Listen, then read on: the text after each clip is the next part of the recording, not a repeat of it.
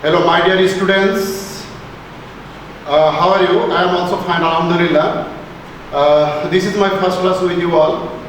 I think you have already taken admission in Dinajpur Polytechnic Institute in different technologies, and due to COVID-19, you have to stay at home because pandemic is going all over the world. As a result, we have to stay at home. But our class has been already started, and we have to take online class. As a part of this program, I am going to take my own subject English today. And before going to start my class, I would like to introduce myself to my new students who have already taken admission here. Okay, my name is Mohammad Ibrahim Khalil, instructor non-tech department. I will take your English class, and later you have to stay at least 4 years here with me, and I have to do many activities with you all. Thank you very much. So I would like to start my class, and we are going to our board. Okay, thank you very much. And today my topic is verb and its classification. You know, verb is a very important topic of English language, and in case of tense and right form of verb for other sections of grammar, the role of verb is very important and essential. তাই আমরা এইভাবে আজকে আমরা ভার্বটাকে তোমাদের সবাই এবং analytical একটা study করব, একটা প্রেজেন্টেশন দিব, যেটা তোমাদের শুধু একাডেমিক ক্যারিয়ারকে ডেভেলপ করবে না, তোমাদের বিভিন্ন ইউনিভার্সিটিতে বিশেষ করে ডুয়েটে যারা তোমরা ভর্তি হতে চাও অথবা চাকরির বিভিন্ন পরীক্ষার ক্ষেত্রে এই গ্রামারটা তোমাদের খুবই সাহায্য করবে। অতএব তোমরা from first to last I hope you will stay with me and enjoy the class. Verb and its classification. আমি ক্লাসের একটা সুন্দর একটা সেন্টেন্স দিয়ে শুরু করবো, যেটা তোমাদের মনে রাখলে ভার্বের গুরুত্বটা তোমরা বুঝতে পারবে। আমি একটা সেন্টেন্স দেখেছি, দেখো, verb is called heart of English sentence. Again, verb is called heart of English sentence. Heart হচ্ছে মানুষের হৃৎপিণ্ড এবং হিউম্যান বডি একটা অত্যন্ত গুরুত্বপূর্ণ একটা বিষয়। ভার্বকে আমি এখানে মানুষের হৃৎপিণ্ডের সঙ্গে কম্পেয়ার করেছি, কারণটা হচ্ছে যেমন হার্ট ছাড়া মানুষ হতে পারে না, ইংরেজি সেন্টেন্সের ক্ষেত্রে ভার্বের গুরুত্ব অত্যন্ত গুরুত্বপূর্ণ এবং এসেনশিয়াল। আমরা দেখতে পাচ্ছি যে হার্টকে বলেছি, কেন এটা হার্টকে বলেছি আমি একটু অ্যানালাইজ করবো একটু পরে। যে heart is called heart, verb is called heart of English sentence. ইংরেজি সেন্টেন্স হৃৎপিণ্ড বা হৃদয় বলা হচ্ছে, কারণ ইংরেজি সেন্টেন্সের মূল বিষয়টাই হচ্ছে ভার্ব। ভার্ব ছাড়া ইংরেজি সেন্টেন্স অচল হয়ে যাবে, এটার কোনো অর্থ প্রকাশ করবে না। সেই ক্ষেত্রে ভার্বের গুরুত্বটা আমরা এখানে তুলে দেবো। এবং নিচে আমি দেখতে পাচ্ছি যে ভার্বের ক্লাসিফিকেশনগুলো আমি আলোচনা করেছি। ভার্ব হচ্ছে দুই প্রকার। প্রথমত finite verb, non finite verb. তারপর হচ্ছে এখানে ফাইনাইট ভার্বকে আবার আমি দুই ভাগে ভাগ করেছি, প্রিন্সিপাল ভার্ব, অক্সিলারি ভার্ব। আবার প্রিন্সিপাল ভার্বকে ভাগ করা হয়েছে তিনটি ক্লাসিফিকেশনে, transitive verb, intransitive verb and linking verb. Similarly আমরা দেখতে পাচ্ছি অক্সিলারি ভার্বের ক্ষেত্রেও একই ঘটনা ঘটছে। অক্সিলারি ভার্বের প্রিন্সিপাল অক্সিলারি ভার্বকে দুই ভাগে ভাগ করা হয়েছে, এটা প্রাইমারি অক্সিলারি ভার্ব আর এটা মডেল অক্সিলারি ভার্ব। আবার প্রাইমারি অক্সিলারি ভার্বকে তিন ভাগে আমরা ক্লাসিফিকেশনে এনেছি, to be verb, to do verb, to have verb. এবং আমরা দেখতে পাচ্ছি অক্সিলারি ভার্বের একটা ভাগ হচ্ছে মডেল অক্সিলারি ভার্ব। তো আজকের আমাদের আলোচনার বিষয় হচ্ছে নন ফাইনাইট ভার্ব নিয়ে আলোচনা করব না। অন্য একটা কোনো যদি ক্লাসে আমাদের সুযোগ হয় আমি নেক্সট ক্লাসে নন ফাইনাইট ভার্ব করবো, নাহলে ভিডিওটা খুব বড় হয়ে যাবে। আমি শুধু ফাইনাইট ভার্বের বিভিন্ন ফাংশনগুলো নিয়ে আমি আজ কথা বলছি। তো তোমরা যদি খুব মনোযোগী হও এবং তোমরা মনোযোগ সহকারে এটা দেখো, তারা তোমরা বুঝতে পারবে যে ভার্বের কত রকম কাজ আছে, আমরা সেগুলো সম্বন্ধে অবগত হব। ওকে, লেটস স্টার্ট। আমি একটা কথা বলেছিলাম যে ভার্বকে হার্ট বলা হয় কেন, আমরা এই বিষয়টা একটু কথা বলি। আমি একটা বাংলা সেন্টেন্স লিখছি, তাহারা সুখী, তারা সুখী, তারা সুখী।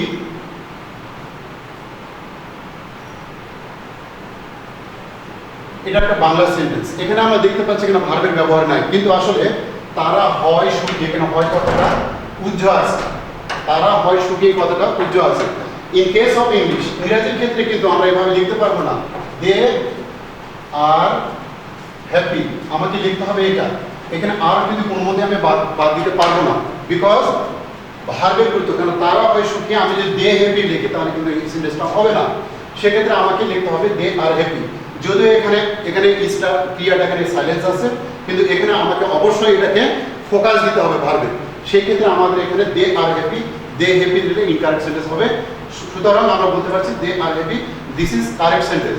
এই জন্য এটাকে বলা হচ্ছে যে হার্ড বলতেছি আমি, এই জন্য খুবই গুরুত্বপূর্ণ। তো আমাদের যে ভার্বের ক্লাসিফিকেশনগুলো আমরা প্রথমে দেখেছি ফাইনিট এবং নন ফাইনিট ভার্বের সঙ্গে একটু কথা বলি। একটা এক্সাম্পলের মাধ্যমে আমি তুলে ধরবো যে ফাইনিট এবং নন ফাইনিট ভার্বটা যে কিভাবে আমরা বুঝতে পারবো। এটা নিয়ে অনেক কনফিউজ ছাত্রদের মধ্যে ক্লাসে প্রায় এই ধরনের শব্দ আমি প্রশ্ন পেয়ে থাকি যে স্যার ফাইনিট ভার্বে নন ফাইনিট ভার্ব নিয়ে আমাদের অনেক ঝামেলা হয়, এগুলো আমরা স্যার একটু যদি সহজ সরলভাবে যদি বোঝা যায় তাহলে সেটা আমি চেষ্টা করছি। তোমরা দেখো এখানে যেমন এটা বলা আছে he works to get A job. লোক এখানে আমরা দুইটা ভার্বে লক্ষ্য করতেছি, ওয়ার্কস এন্ড টু গেট। এই ওয়ার্কসটা হচ্ছে ফাইনিট ভার্ব আর টু গেটটা হচ্ছে নন ফাইনিট ভার্ব। আমি ফাইনিট ভার্বের কথার আগে প্রথমে বলি, ফাইনিট ভার্বটা সবসময় মনে রাখতে হবে যে টেন্স, পার্সন এবং সাবজেক্টের সঙ্গে সমন্বয় করে, অর্থাৎ অ্যাগ্রি করে। এই অ্যাগ্রির কারণে এটাকে দেখো কর্তা যখন থার্ড পারসন সিঙ্গুলার হয়েছে তখন ভার্বের সঙ্গে এস বা ইএস যুক্ত হয়, ওয়ার্কস হয়েছে। তো সুতরাং দেখতে পাচ্ছি ফাইনিট ভার্বগুলো সাবজেক্টের সঙ্গে অ্যাগ্রি করে। At the same time third person singular হওয়ার কারণে কিন্তু ভার্বের সঙ্গে এস বা ইএস যুক্ত হয়েছে। কিন্তু এই ভার্বটা যদি এরকম হতো যে হি ওয়ার্কস টু গেটস, কিন্তু সেটা হয়নি, কারণ এটা হবে না। অনেকে প্রশ্ন করে যে স্যার এখানে যদি হি থার্ড পারসন সিঙ্গুলার এখানে ওয়ার্কস হলো, এখানে গেটটাও তো ভার্ব, সেক্ষেত্রে এখানে কেন এস বা ইএস হলো না? বিষয়টা হচ্ছে এখানে টু হওয়ার কারণে এটা টু ইনফিনিটিভ ভার্ব, এই ভার্বটা হচ্ছে সাবজেক্টের সঙ্গে অ্যাগ্রি করে না। আর এই ফাইনিট ভার্বটা সাবজেক্টের সঙ্গে অ্যাগ্রি করে মানে পার্সন, সাবজেক্ট এবং নাম্বার অনুযায়ী তার ভার্বের সঙ্গে এস বা ইএস আইএনজি যুক্ত ভার্বের একটা প্রবণতা আছে। এটা ফাইনিট ভার্বের ক্ষেত্রে ঘটে, আর নন ফাইনিট ভার্বের ক্ষেত্রে সেটা তারা করবে না। এই ভার্বটা নন ফাইনিট কথার মানে হচ্ছে খুব পাওয়ারফুল, এরা হচ্ছে কখনোই এগুলোকে মানে না, এই কারণে সেগুলো হচ্ছে ভার্বের সঙ্গে এস বা ইএস যুক্ত হবে না। তাহলে কথা খুব ক্লিয়ার করে যে আমি মানে সিম্পলি স্পিকিং, তাহলে ফাইনিট ভার্ব সাবজেক্টের সঙ্গে অ্যাগ্রি করে, নন ফাইনিট ভার্ব ভার্বের সঙ্গে অ্যাগ্রি করে না। টেন্স অনুযায়ী নন ফাইনিট ভার্ব চলে, টেন্স অনুযায়ী নন ফাইনিট ভার্ব চলে না। এর ক্ষমতা খুব কম, লিমিটেড থাকে। ফাইনিট কথার মানে হচ্ছে লিমিটেড, আর নন ফাইনিট কথার মানে হচ্ছে আনলিমিটেড। এরা অসীম ক্ষমতার অধিকারী, ভার্বের সঙ্গে অ্যাগ্রি করে না। This is the difference. এটা তোমরা ভালো করে বুঝে রাখবে। পরীক্ষার সময় অনেক সময় আসে যে টু গেট এটা কোন ধরনের ভার্ব, তোমাকে অবশ্যই লিখতে হবে নন ফাইনিট ভার্ব, এটাকে বলতে হবে ফাইনিট ভার্ব। আমরা ফাইনিট ভার্বের যে পরবর্তী যে অংশগুলো, যে বিভিন্ন বিশ্লেষণ রয়েছে বা অ্যানালাইজ করবো, সেগুলো আমরা আরো ক্লিয়ার হব। তো আমরা দেখতে পাচ্ছি যে ফাইনিট ভার্বে আবার আমরা দুটো ভাগ করেছি। আমরা খুব ছোটকাল থেকে 9 10 আমরা এরকম ক্লাস করেছি যে প্রিন্সিপাল ভার্ব, অক্সিলারি ভার্ব, এটা ট্র্যাডিশনালি গ্রামারে এগুলো পড়ানো হয়। তোমরা জেনে থাকবে যে প্রিন্সিপাল ভার্ব কি, যে ভার্বগুলো নিজে কাজ করতে পারে বা অর্থ আছে, যার কোনো সাহায্যের প্রয়োজন হয় সেটাকে প্রিন্সিপাল ভার্ব বলে। আর যে ভার্বগুলো নিজে কাজ করতে পারে না, অন্যের সাহায্য করে, স্পেশালি প্রিন্সিপাল ভার্বকে হেল্প করে, সেটা হচ্ছে অক্সিলারি ভার্ব। যেমন আমরা একটা উদাহরণ দিই, প্রিন্সিপাল ভার্ব সংক্ষেপে আমরা লিখতেছি প্রিন্সিপাল ভার্ব পিভি। যেমন শি সিংস, সে গান গায়, এটা হচ্ছে প্রিন্সিপাল ভার্ব। কিন্তু আমি যখন এটা লিখবো, এটা শি উইল সিং, এখানে উইলটা হচ্ছে অক্সিলারি ভার্ব আর সিংটা হচ্ছে প্রিন্সিপাল ভার্ব। এটা অক্সিলারি ভার্ব, এটা হচ্ছে প্রিন্সিপাল ভার্ব। কারণটা হচ্ছে সিং এখানে উইলের নিজস্ব কোনো অর্থ নাই। আমি যদি এরকম কেটে দিই she will, it will give no meaning because this is the auxiliary verb. It can only help the principal verb sing, so it is future indefinite tense sing. এখানে she will sing, এটা principal verb, এটা হচ্ছে এখানে auxiliary verb. সুতরাং আমরা বলতেই পারি যে অক্সিলারি ভার্বের নিজস্ব কোনো ক্ষমতা না বা অর্থ নাই, এটা শুধু প্রিন্সিপাল ভার্বকে সাহায্য করে বিভিন্ন ধরনের টেন্স, মুড, ভয়েস এবং আদার জিনিসগুলো তৈরি করতে হেল্প করে। এই জন্য এখানে হেল্পিং ভার্ব বলা হয়, অক্সিলারি ভার্ব বলা হয়, আরও নাম আছে অপারেটর ভার্ব বলা হয়। এখন এই প্রিন্সিপাল এবং অক্সিলারি ভার্বে আমরা ক্লাসিফিকেশনে আমরা যাবো যে প্রিন্সিপাল ভার্বকে আমরা তিন ভাগে ভাগ করেছি। সেটা হচ্ছে ট্রানজিটিভ ভার্ব। বি কেয়ারফুল, এই ট্রানজিটিভ ভার্বগুলো তোমাদের ভালো করে জানতে হবে। ইন্ট্রানজিটিভ ভার্ব এবং লিঙ্কিং ভার্ব, এই ভার্বগুলো যদি আমরা ঠিক মতো না জানি তাহলে আমাদের ভার্বের ক্লাসিফিকেশন এবং টেন্স করতে যে, ভয়েস করতে যে এবং ন্যারেশন করতে যে তোমরা কিন্তু ডিফিকাল্ট, মানে অনেক ডিফিকাল্টি ফেস করতে হবে।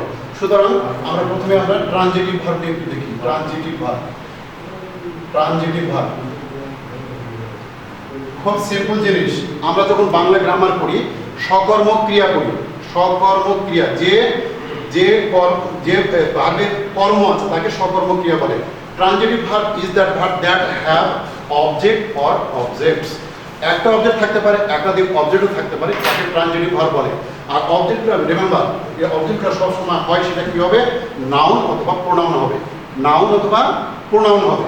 যেমন ট্রানজিটিভ ভার্ব অবজেক্ট, আমি বলছি যে ভার্বগুলো অবজেক্ট থাকে তাকে ট্রানজিটিভ ভার্ব বলা হয়। এই ট্রানজিটিভ ভার্ব যেমন হচ্ছে she reads a book. Look, she reads a book, এখানে রিড হচ্ছে টিভি ভার্ব, মানে ট্রানজিটিভ, সংক্ষেপে বললাম টিভি ভার্ব।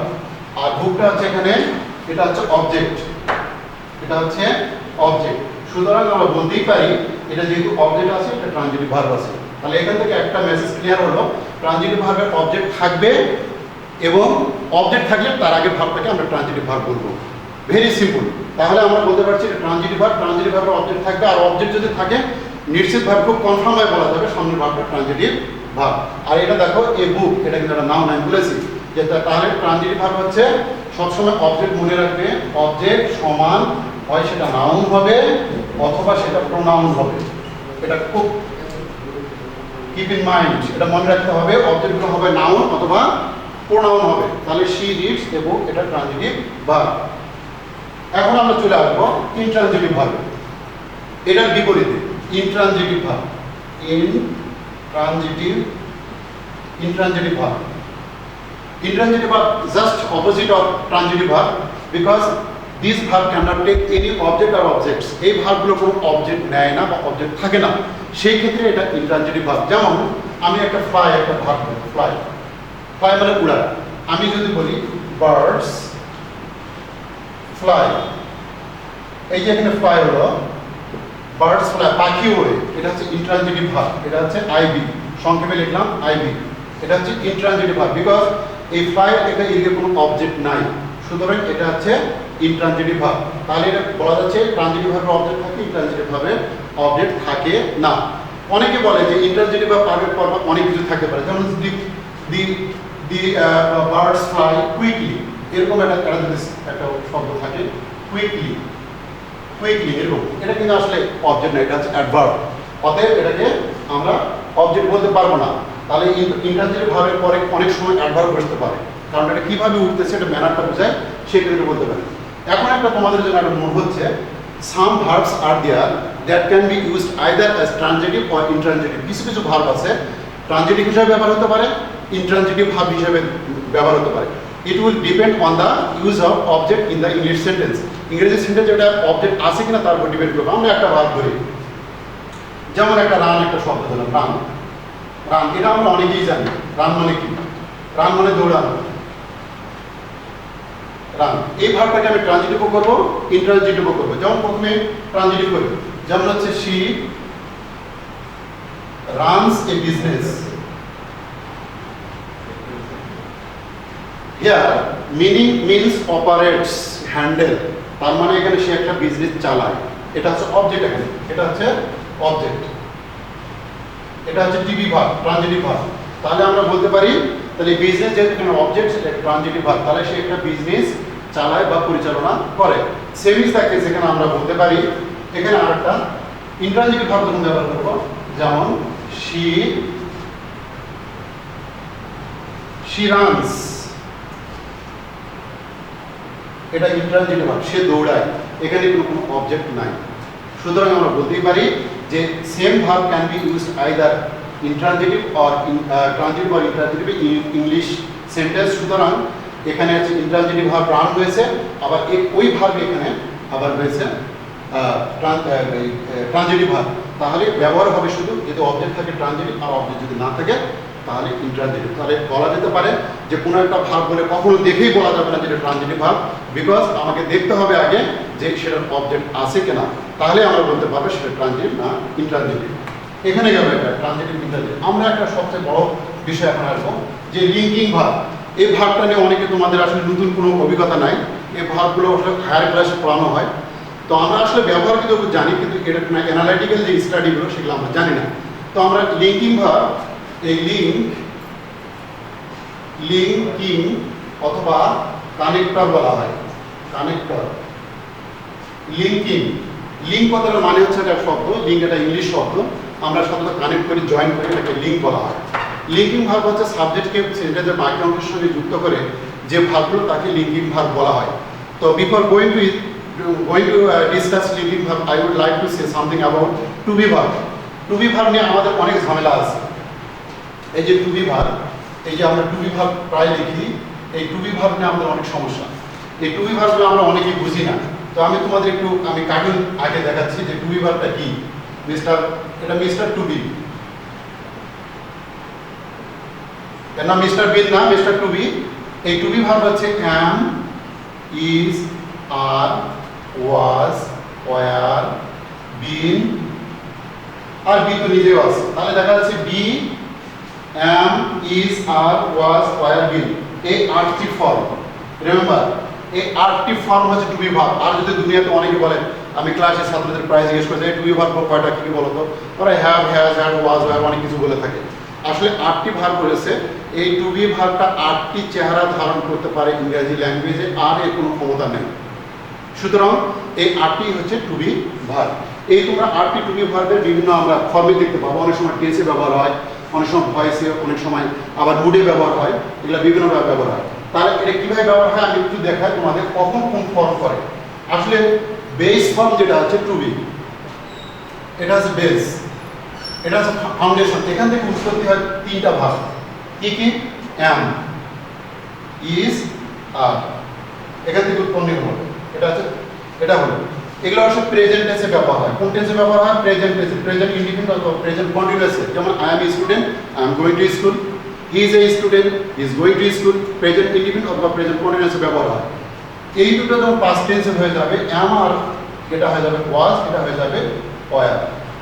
যেমন এটা এই দুটো কোথায় ব্যবহার হয়? পাস্ট ইনডিফিনিট অথবা পাস্ট কন্টিনিউয়াস টেন্সে। যেমন I was a student, I was teaching the students, they were happy, they were doing that, এই ধরনের হতে পারে। আবার এই দুটো যখন পাস্ট পার্টিসিপল ফর্মে হয়ে যাবে, এটা হয়ে যাবে বিন। তাহলে 1 2 3 4 5 6 7। আরেকটা হচ্ছে এর আইএনজি ফর্ম আছে, এর সঙ্গে যদি আমি বির সঙ্গে আইএনজি যুক্ত করি তাহলে হবে বিন। এই 8টি ফর্ম রয়েছে টু বি ভার্ব। তাহলে আমাদের ক্লিয়ার, এই টু বি ভার্বের মধ্যে 5টি ফর্ম খুবই গুরুত্বপূর্ণ। Look at very carefully, am, is, are, was, আর, এই 5টা ফর্ম সেন্টেন্সের মধ্যে অনেক সময় প্রিন্সিপাল ভার্বের মতো কাজ করে, অনেক সময় অক্সিলারি ভার্বের মতো কাজ করে। কিভাবে? আমরা একটু দেখি। এই অ্যাম মানে খুব ভাইটাল যেগুলো আছে, am, is, are, was and were, এই 5টি হচ্ছে খুবই গুরুত্বপূর্ণ। এই 5টি এরা কিন্তু সচরাচর প্রচুর পরিমাণে ব্যবহার হয়, আমাদের ইংরাজি ল্যাঙ্গুয়েজে ব্যবহার হয়। তো এদের ব্যবহার দুইটা হয়, এরা দুইভাবে সেন্টেন্সে ব্যবহার হতে পারে। কিভাবে? একটা প্রিন্সিপাল ভার্ব হয়, সংক্ষেপে লিখলাম পিভি, প্রিন্সিপাল ভার্ব। এটা হচ্ছে অক্সিলারি ভার্ব। প্রিন্সিপাল ভার্ব হচ্ছে যে শি ইজ হ্যাপি, এখানে ইজটা হচ্ছে প্রিন্সিপাল ভার্ব। এখন প্রশ্ন অনেকে করবে তোমরা যে কোয়েশ্চেন মে বি অ্যারাইজ যে স্যার এখানে ইজ তো অক্সিলারি ভার্ব হিসেবে ব্যবহার হয়, আমরা জানি, কিন্তু আসলে দেখো ইজ ছাড়া অন্য কোনো ভার্ব নেই। যখন টু বি ভার্বগুলো কোনো সেন্টেন্সে একাই ব্যবহার হয়, কারো অন্য কোনো ভার্ব ব্যবহার হয় না, তখন তাহলে এটা প্রিন্সিপাল ভার্ব বলা হয়। এর আরেকটা নাম আছে, আমরা পরে বলতেছি। এটা অক্সিলারি ভার্ব হচ্ছে, এটা তখন হবে যেমন হচ্ছে she is going to market, going to market. এখানে দেখো ইজ কিন্তু অক্সিলারি ভার্ব, এটা কিন্তু এখানে গো কিন্তু এখানে প্রিন্সিপাল ভার্ব, এখানে ইজ অক্সিলারি ভার্ব। আমি উদাহরণটা এভাবে দিই, যে বনে বিড়াল থাকে না সেই বনে, যে বনে বাঘ থাকে না বিড়াল বলে আমিই বাঘ। এখানে দেখো সে কিন্তু বাঘ হয়ে গেছে ইজটা, আর এখানে কিন্তু বিড়াল হয়ে গেছে, কারণ বাঘ বসে আছে গো। সুতরাং এটা হচ্ছে প্রিন্সিপাল ভার্ব, এখানে অন্য কোনো অর্থ মানে অন্য কোনো ভার্ব নাই। ইজে নিজেই কিন্তু অর্থ হয়েছে, সে হয় সুখী, কিন্তু এখানে গো মানে যাওয়া, সুতরাং এখানে ইজের কোনো অর্থ নাই। জাস্ট কি করছে, গোকে সাহায্য, যেহেতু হেল্পিং ভার্ব, গোকে প্রিন্সিপাল ভার্ব হেল্প করার ফলে প্রেজেন্ট কন্টিনিউয়াস ফর্ম গঠন করছে। এই জন্য she is going to market, এখানে ইজের কোনো 5 পয়সাও দাম নাই, এটা অক্সিলারি ভার্ব। সুতরাং আমরা দেখতে পাচ্ছি যে এই এই অ্যামিজ আর ওয়াজ আর এগুলো সেন্টেন্সের মধ্যে দুই ভাবে ব্যবহার হতে পারে, অনেক সময় প্রিন্সিপাল ভার্ব হয়, অনেক সময় অক্সিলারি হয়। যখন প্রিন্সিপাল ভার্ব হিসেবে ব্যবহার হবে, কাম টু দ্য পয়েন্ট, আমি কিন্তু আসল পয়েন্টে চলে আসছি যে লিঙ্কিং ভার্বের আমার কিন্তু ডিসকাশন ছিল, আমার ছিল কথা ছিল লিঙ্কিং ভার্ব। এই পাঁচটি ভার্ব যখন কোনো সেন্টেন্সের মধ্যে প্রিন্সিপাল ভার্ব হিসেবে কাজ করবে তাকে বলা হয় লিঙ্কিং ভার্ব। Very simple. কি বলা হলো? এই পাঁচটা amidst R was R mainly আমরা বলতে পারি টু বি ভার্বগুলো যখন কোনো সেন্টেন্সে প্রিন্সিপাল ভার্বের মতো আচরণ করে, ফাংশন করে, অ্যাক্ট করে অথবা ফর্ম করে, সেই ক্ষেত্রে আমাকে এটাকে বলতে পারি আমরা এটাকে লিঙ্কিং ভার্ব বা লিঙ্ক ভার্ব বা কানেক্টর ভার্ব। যেমন আমি বলি, যেমন Hasan is a teacher, Hasan is a teacher. এখানে হাসানের সাবজেক্ট, তার বাকি অংশ হচ্ছে এটা, এই টিচার। এই দুটো অংশকে যোগ করেছে ইজ। আমি যদি ইজটাকে তুলে দেই সেন্টেন্সের অর্থ হবে না। হবে কি? কখনোই হবে না। সুতরাং এটা কানেক্ট করেছে দুটো অংশ। এটা হচ্ছে টাঙ্গাইল, এটা হচ্ছে সিরাজগঞ্জ, আর এটা হচ্ছে যমুনা ব্রিজ। এটা কি করেছে? দুই অংশকে, দুইটা জেলাকে কানেক্ট করেছে। সুতরাং এই কানেক্টর, এটাকে বলা হয় লিঙ্কার বা লিঙ্কিং ভার্ব। সুতরাং আমরা দেখতে পাচ্ছি সাবজেক্টকে সেন্টেন্সের বাকি অংশের সঙ্গে যে লিঙ্ক করে দিয়েছে ভাবটা, এটাকে বলা হয় লিঙ্কিং বা লিঙ্ক ভার্ব। বোঝা গেছে? এবং অ্যামিজ আর ওয়াজ ওয়ার্ডটা এখানে প্রিন্সিপাল ভার্ব হিসেবে কাজ করছে, কারণ দেখো অন্য কোনো এখানে ভার্ব নেই। এখন কথাটা হচ্ছে যে আসলে লিঙ্কিং ভার্বের পর অনেকে এটা খুবই confused. Most of the time student question করে দেয়, স্যার অবজেক্টের এখানে তো লিঙ্কিং, আপনি জানেন যে ট্রানজিটিভ ভার্বের পর অবজেক্ট বসে। এখন ইন্ট্রানজিটিভ ভার্বের পরে it is one kind of intransitive verb. কারণটা হচ্ছে এটার পরে কিন্তু অবজেক্ট না। তাহলে এটা কি স্যার? আমি বলতে পারি এটা হচ্ছে কমপ্লিমেন্ট বলা হয়। মনে করে রাখবে কমপ্লিমেন্ট। কমপ্লিমেন্ট, কমপ্লিমেন্ট কথাটা মানে হচ্ছে পূরক, বাংলায় বলা হয় পূরক। পূরক বলা হয়। কেন পূরক বলা হয় স্যার? এখন ছেলেরা তো স্যার পূরকটা কি? আমরা আসলে জ্যামিতিতে পড়ছি পূরক কোণ, সম্পূরক কোণ পড়ছি। আসলে এই পূরণ করার জন্য যে জিনিসটা আনা হয় এটাকে বলা হয় পূরক। আমি একটু ড্যাশ দিয়ে রাখলাম, সেন্টেন্স হয়েছে, হবে না। হাসান ইজ ড্যাশ, এই পূরণ করার জন্য যে অংশটা আনবো ওটাকে বলা হবে পূরক। যেমন হাসান ইজ এ ডক্টর, এই যে অর্থ এখন হলো, এই জন্য এটাকে বলা হয় পূরক, বা পূরণ করতে যা যে সাপ্লিমেন্টারি আসতেছে সেটাকে পূরক বলা হচ্ছে। এখন এই কমপ্লিমেন্ট তিন ধরনের হতে পারে। তিন ধরনের কমপ্লিমেন্ট, মানে লিঙ্কিং ভার্বের পরে তিনটা জিনিস বসে। এটা ভালো করে মনে রাখবে যে linking verb subject plus lead LV plus তিনটা জিনিস বলবে। এখানে কি কি বলবে? নাউন বলবে, অ্যাডজেক্টিভ বলবে, অ্যাডভার্ব বলবে। তাহলে সাবজেক্টের পর লিঙ্কিং ভার্ব বলবে তিনটা জিনিস বসতে পারে, হয় নাউন বলবে, অ্যাডজেক্টিভ বলবে, অথবা অ্যাডভার্ব বলবে। কিভাবে? ফর এক্সাম্পল আমরা দিতে পারি, যেমন শি ইজ এ টিচার, এটা হচ্ছে নাউন, এটা হচ্ছে নাউন, এটাকে সংক্ষেপে বললাম noun complement number 1। 2 number, she is active, এটা হচ্ছে অ্যাডজেক্টিভ, এটা হচ্ছে অ্যাডজেক্টিভ কমপ্লিমেন্ট। আর নাম্বার 3 হচ্ছে she is in the room, সে কোথায় আছে? রুমের মধ্যে, এটা হচ্ছে adverb complement. So you can say complement is 3 kinds: noun complement, adjective complement, and adverb complement. And all these to be verb is here linking verb. সুতরাং আমরা বলতে পারি লিঙ্কিং ভার্বের পর যে অংশটা বসে সেটা কমপ্লিমেন্ট। আর কমপ্লিমেন্ট হচ্ছে 3 প্রকার।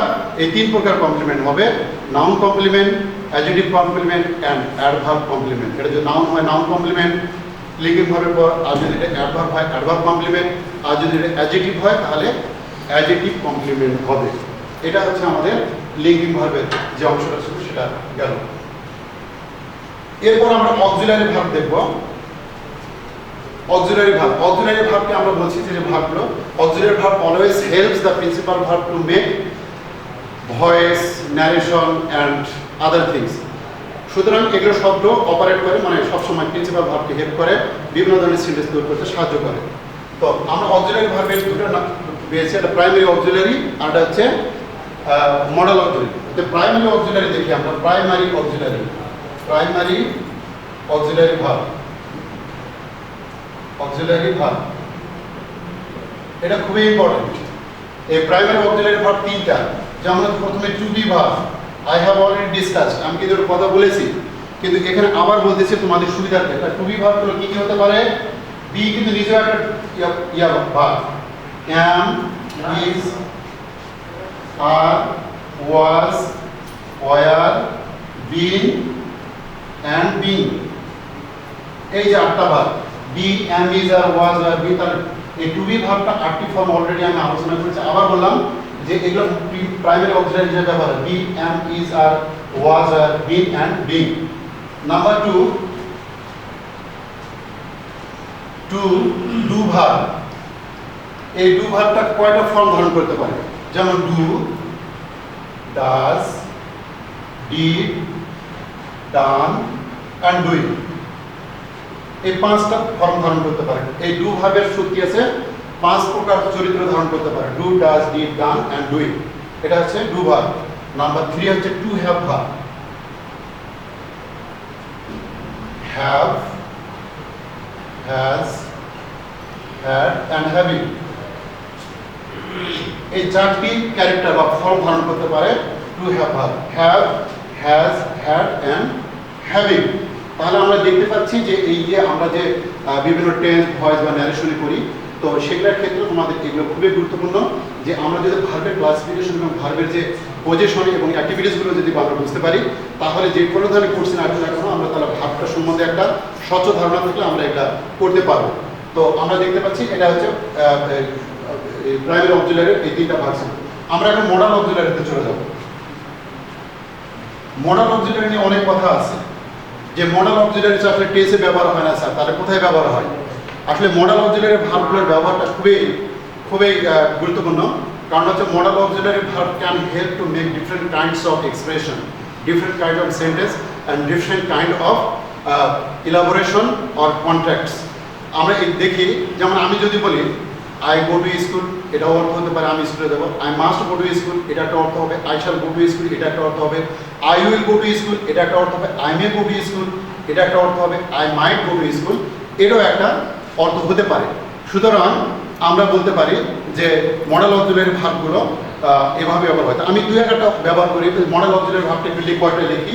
Model auxiliary verb, modal auxiliary verb, modal auxiliary যেমন হচ্ছে shall, should, will, would, may, might etcetera etcetera. এগুলো আসলে বিভিন্নভাবে ব্যবহার হতে পারে। যেমন আমি shall, I shall go to school, এটা হতে পারে। আমি যখন এটা করবো I will go to school, এটা ইমফ্যাসাইজ করা হবে যে I must go to school.